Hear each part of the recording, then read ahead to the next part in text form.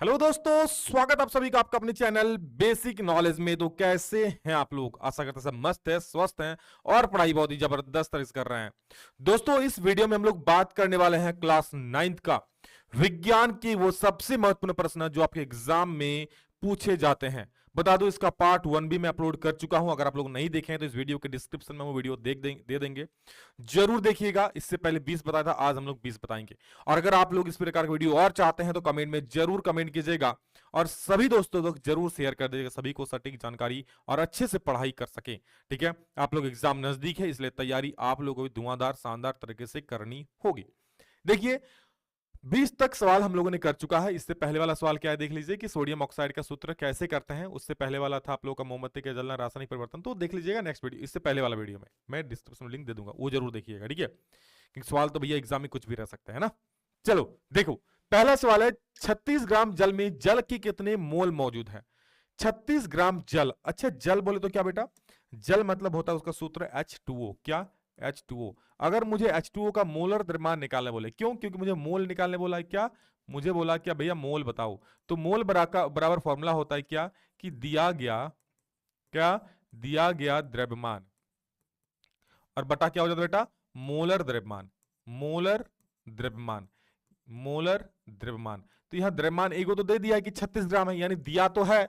अब हमें मोलर द्रव्यमान निकालना है। किसका? जल का। जल का कितना होता है? देखो, हाइड्रोजन दो को है ना, एक हाइड्रोजन का होता है एक, तो दो का दो गुना हो जाएगा ना। अब प्लस ऑक्सीजन का द्रव्यमान कितना होता है? 16। देखो, ये सब याद रखना होगा बेटा। ठीक है, कि ऑक्सीजन का 16 होता है। दो एक कम दो, प्लस 16 जोड़ दो तो ये आपका आ जाएगा 18। ठीक है, बस सिंपल देख देख के भर दो, आपका आंसर आ जाएगा। दिया गया द्रव्यमान कितना है सर? 36 ग्राम है। बैठा दो ना बाबुआ, 36 ग्राम है कि ना? 36 ग्राम देख सकते हो, 36 ग्राम है। ठीक है, नेक्स्ट हम लोग क्या देखेंगे? 36 ग्राम के बाद बट्टा में है मोल द्रव्यमान कितना? 18 है। देखो H2O का काट दो जी, दो बार में 18 दूनी 36, यानी कितना हो जाएगा? 2 मोल हो जाएगा। कितना हो जाएगा बेटा? 2 मोल हो जाएगा। कहीं दिख रहा है क्या सर? ऑप्शन नंबर बी है ना, 2। तो इस प्रकार से एक क्वेश्चन एग्जाम में फंस जाएगा, आपको चाहे CO2 का पूछे या H2O का पूछे या फिर किसी और का पूछ ले, बट रूल यही है, ये कभी नहीं बदलेगा। तो हर एक कॉन्सेप्ट पर मैं बात करूंगा, चीजों को समझो, समझना जरूरी है। अगला क्या है? C2H2 मोलर द्रव्यमान क्या होगा? C2H2 का जो मोलर द्रव्यमान, तो क्या है C2H2 मोलर द्रव्यमान कैसे निकालते हैं? C2H2 है तो हमें देखना पड़ेगा कार्बन का मोलर द्रव्यमान कितना होता है। तो कार्बन की परमाणु संख्या 6 होती है और मोलर द्रव्यमान याद रखना उसका 12 होता है। कितना? 12। तो 2 को कार्बन है तो 2 गुना 12 करूंगा बेटा। बिल्कुल सही बात है, 2 कार्बन है, 1 कार्बन का 12, तो 2 का 2 गुना 12 कर दिए। प्लस अभी मैंने कहा हाइड्रोजन का 1 होता है, तो इसको हमें 1 गुना 2 या 2 गुना 1, इसको भी 12 गुना 2, कोई दिक्कत नहीं, जैसा करना करो। मतलब 2 को हाइड्रोजन है तो 2 से गुना होगा और 1 हाइड्रोजन का द्रव्यमान 1 होता है। बस जोड़ करो, गुना भागा जो करना करो। 12 दूनी 24 प्लस 2 1 कम 2, 24 और 2 जोड़ लोगे बेटा तो 26 हो जाएगा। 26 ऑप्शन नंबर बी नंबर दिख रहा है कि नहीं है? इसी प्रकार के सवाल पूछेंगे, लेकिन जो रिवाइज नहीं करेगा, जो पढ़ेगा नहीं बेटा, देखो पढ़ना पड़ेगा और किस प्रकार के क्वेश्चन आता है वो पढ़ना पड़ेगा। तो आगे आप लोगों को सारी चीजें पढ़ाई जाएगी। साथ ही साथ PW जैक बोर्ड पर ही शानदार तरीके से आप लोगों का लाइव क्लासेस भी चलाया जाएगा, वहां भी जुड़ जाना। ठीक है, डिस्क्रिप्शन में लिंक दे दूंगा। देखो, इलेक्ट्रॉन की खोज किसने की? इलेक्ट्रॉन का खोज रदरफोर्ड ने किया, जे थॉमसन ने किया, गोल्डस्टीन चैडविक। तो एक ट्रिक, बस एक ट्रिक मैं बता दूंगा, जिंदगी भर कभो नहीं भूलोगे। मैंने वो ट्रिक क्लास 10th में मेरे गुरुजी ने बताया था और आज आपके गुरुजी आपको बताने जा रहे हैं, ध्यान से सुन लो। कभी नहीं भूलोगे अगर दिल में उतार लेते हो। क्या? आप खाली इतना याद रखना, क्या?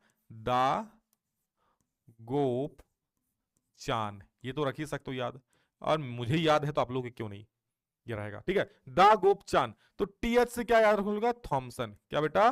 थॉमसन। TH से याद रखूंगा थॉमसन है, और थॉमसन ने किसका आविष्कार किया था? इसे इलेक्ट्रॉन। किसका बेटा? इलेक्ट्रॉन का। तो थॉमसन ने किसका किया? इलेक्ट्रॉन का किया।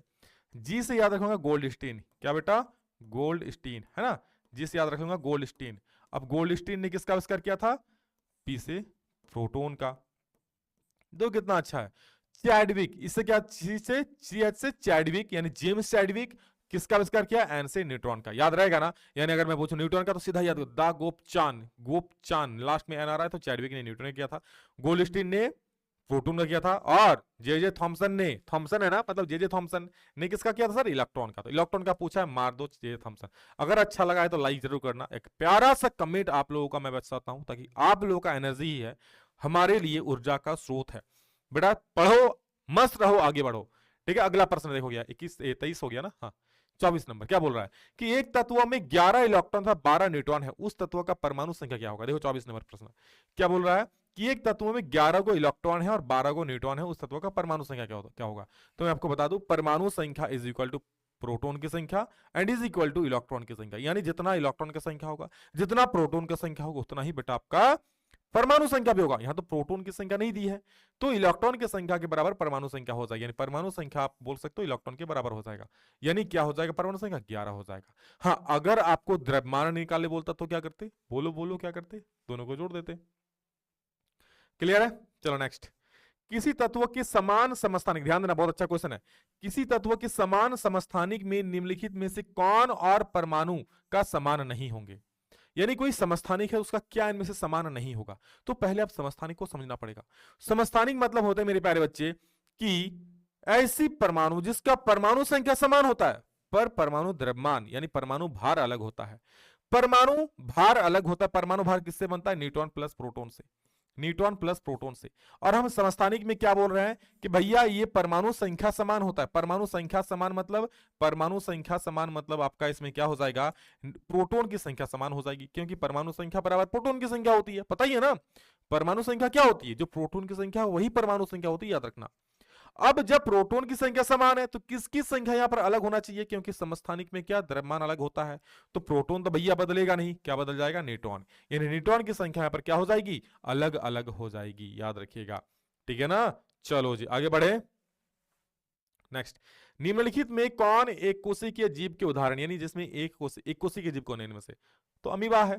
ठीक है, कौन हो जाएगा, अमीबा आपका एक कोशिकीय जीव हो जाएगा। क्लियर है ना, चलो वेरी गुड, अमीबा इसका सही उत्तर हो जाएगा। नेक्स्ट क्वेश्चन देखो, लाइसोसोम का निर्माण कौन करता है। क्या बोल रहा है कि लाइसोसोम का निर्माण कौन करता है, माइटोकॉन्ड्रिया, प्लास्टिड, गोल्जी उपकरण या फिर राइबोसोम। माइटोकॉन्ड्रिया, लाइसोसोम जो है इसका निर्माण कौन करता है, लाइसोसोम का, माइटोकॉन्ड्रिया करता है, प्लास्टिड करता है, गोल्जी उपकरण करता है या फिर राइबोसोम। चलो जल्दी फटाफट से बोलो, चलो मैं ही बोल देता हूं एक मिनट रुक जाओ बेटा।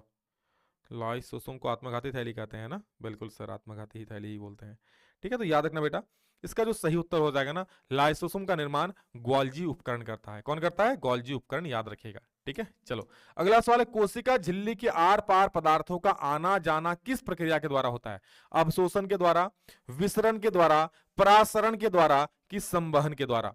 ठीक है, तो याद रखिए विसरण, विसरण एक ऐसी प्रक्रिया होती है ना जिसमें कोई आर पार, किस झिल्ली की आर पार कोई रस का स्रावन हो जाता है, मतलब क्या, झिल्ली के आर पार पदार्थों का आना जाना हो जाता है। ठीक है, इसे बोलते हैं विसरण। पौधे के शीर्ष पर कौन सा उत्तक पाया जाता है, पौधे के शीर्ष भागों पर कौन सा उत्तक पाया जाता है, विभज्य उत्तक, जाइलम, फ्लोएम की फेरेनकाइमा। क्या हो जाएगा 29 में, फटाफट से बोलो, विभज्य उत्तक पाया जाता है, जाइलम पाया जाता है, फ्लोएम पाया जाता है कि फेरेनकाइमा पाई जाती है। तो 29 का बेटा सही उत्तर हो जाएगा विभज्योतक, पौधे के शीर्ष भागों पर विभज्योतक, ताकि वहां से मतलब विभाजित होता रहता उत्तकों का। ठीक है ना, तो याद रखिए विभज्योतक पाया जाता है। रक्त के तरल अधात्री भाग को क्या कहते हैं, जल कहते हैं, प्लाज्मा कहते हैं, श्वेत रक्त कणिकाएं कहते हैं कि प्लेटलेट्स कहते हैं। तो बेटा इसको कहते हैं हम लोग प्लाज्मा। जो रक्त में तरल भाग होता है ना, तरल जो बहता है अधात्री भाग, उसे हम लोग क्या बोलते हैं, प्लाज्मा बोलते हैं। ठीक है, याद रखिए क्या हो जाएगा, प्लाज्मा। अगला प्रश्न हम लोगों का है कि श्वेत क्रांति किससे संबंधित है, जो श्वेत क्रांति है बेटा किससे संबंधित है। ठीक है, मत्स्य पालन से, फसल उत्पादन से, दूध उत्पादन से कि मधुमक्खी पालन से। जो श्वेत क्रांति, तो नाम है सादा, पता भी चल रहा होगा कि भाई ये दूध उत्पादन से संबंधित है, किससे, दूध उत्पादन से। क्लियर है। निम्नलिखित में कौन रबी फसल का उदाहरण है, बताओ बताओ, रबी फसल का उदाहरण कौन है इनमें से। तो बेटा धान हो जाएगा, मक्का हो जाएगा, अरहर हो जाएगा, चना हो जाएगा, जल्दी बोलोगे। तो रबी फसल का जो उदाहरण है ना बेटा, इसका जो सही उत्तर हो जाएगा, रबी कौन से मौसम उगाई जाती है, रबी ठंडे के मौसम में। ठीक है, तो एक कमेंट तो आप लोगों का मैं चाहता हूं, ये आप लोगों के लिए रहेगा HW। मैं ये बोल दिया हूं कि भैया नवंबर दिसंबर में जो फसल बोई जाती है, अक्टूबर नवंबर में, वो रबी फसल होती है। ठीक है, तो आप बताना ये कौन सा इसमें से रबी फसल है। जीवों के वर्गीकरण का सर्वाधिक मूलभूत लक्षण क्या हो सकते हैं, जीवों को जिस आधार पर बांटा गया ना कि भाई ये मनुष्य वर्ग है, ये पक्षी वर्ग है, ये जंतु वर्ग है, ये जीव, मतलब एक अलग अलग जो बटा गया, ये किसके आधार पर बटा गया, कि उसका निवास स्थल के आधार पर, उसे किस प्रकार से पोषण प्राप्त हो रहा है उसके आधार पर, या फिर उसकी कोशिका की संरचना के आधार पर, या उसके जनन की प्रक्रिया के आधार पर। तो बेटा उसकी कोशिका की संरचना के आधार पर। जैसे मनुष्य की कोशिका एक जैसा है तो हम लोग मनुष्य वर्ग में आ गए हैं, ठीक है। गाय की एक जैसे होते हैं, जो चौपहिया होते हैं, चार पैर होते हैं, वो भी एक में आ गए है ना। रेप्टाइल्स जो होते हैं गिरगिट, वो भी अलग से जाति में आ गए हैं। तो उस प्रकार से यानी कि उसका जो संरचना है उसके आधार पर उसे बांटा गया। पादप वर्ग का उभयचर किसे कहते हैं? थैलोफाइटा, ब्रायोफाइटा, सॉरी क्या है, जिम्नोस्पर्म की एंजियोस्पर्म। पादप वर्ग का उभयचर किसे कहते हैं? तो इसका जो सही उत्तर हो जाए बेटा, पादप वर्ग का उभयचर हो जाएगा ब्रायोफाइटा। क्या हो जाएगा? ब्रायोफाइटा। ठीक है, ये रहते तो हैं जमीन पर, लेकिन ये जब लैंगिक जनन होता है ना उसके लिए मतलब पानी पर निर्भर रहता है ये। तो ब्रायोफाइटा हो जाएगा। अगला प्रश्न देखिए, जो कि आप सभी को पता ही है, व्हेल निम्नलिखित में से किस वर्ग से संबंधित है? सरीसृप, पक्षी, स्तनपायी की मत्स्य। तो मैक्सिमम लोग आके मार देंगे मत्स्य कि व्हेल मछली है, लेकिन बेटा वो मछली नहीं है, वो स्तनपायी है। अपने बच्चों को दूध पिलाती है, उसके शरीर पर हल्के हल्के बाल भी होते हैं, अब भले वो बहुत छोटे हो बल होते हैं। ठीक है, तो ये क्या है? एक स्तनपायी है बेटा, ऑप्शन नंबर सी। अगला प्रश्न क्या है देखो, कि वैश्विक उष्मन के लिए कौन गैस उत्तरदायी है? वैश्विक उष्मन के लिए carbon dioxide, carbon monoxide, nitrogen gas की ऑक्सीजन गैस। वैश्विक उष्मन मतलब ग्लोबल वार्मिंग के लिए कौन सा गैस उत्तरदायी है? तो यहां पर हो जाए कार्बन डाइऑक्साइड। क्या हो जाए बेटा? Carbon dioxide, option number A सही हो जाएगा। ठीक है ना। चलो अगला, जल प्रदूषण से निम्नलिखित में से कौन सा प्रभाव नहीं होगा? जल प्रदूषण से क्या नहीं होता है? बोलो।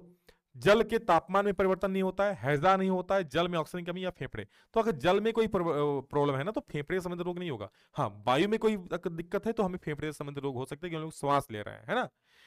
निम्नलिखित में से कौन असंक्रामक रोग है?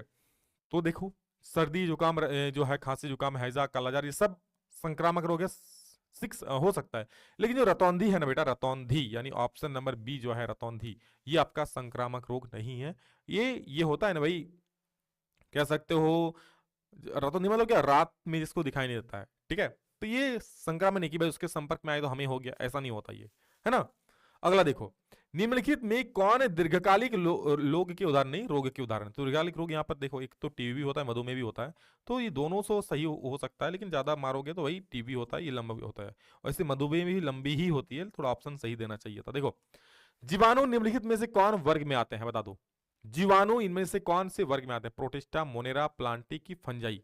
जो जीवाणु होते हैं ना बेटा, वो इनमें से कौन सा वर्ग में आते हैं? चलो, इसका जो सही उत्तर हो जाएगा बेटा आपका, ये आपका हो जाए, याद रखना, मोनेरा वर्ग। क्या कौन सा वर्ग? मोनेरा वर्ग से आते हैं। ठीक है, तो ये था दोस्तों, बाकी कुछ क्वेश्चंस बायोलॉजी का भी इसमें बताएं। आगे एक साथ हम 40 क्वेश्चंस भी लाएंगे, उसके लिए आप लोगों को ज्यादा से ज्यादा इस वीडियो को शेयर करना होगा, तभी नेक्स्ट वीडियो आप लोगों के लिए आ पाएगा। ठीक है, वैसे मैं प्रयास कर रहा हूँ, काम कर रहा हूँ, आप लोगों को जल्द वीडियो आ जाएगा, बस आप लोग खाली इतना काम कर दो। ठीक है, चलिए, thank you, love you all दोस्तों। इस वीडियो में इतना ही, मिलेंगे दूसरा में जल्द ही, तब तक के लिए जय हिंद, वंदे मातरम।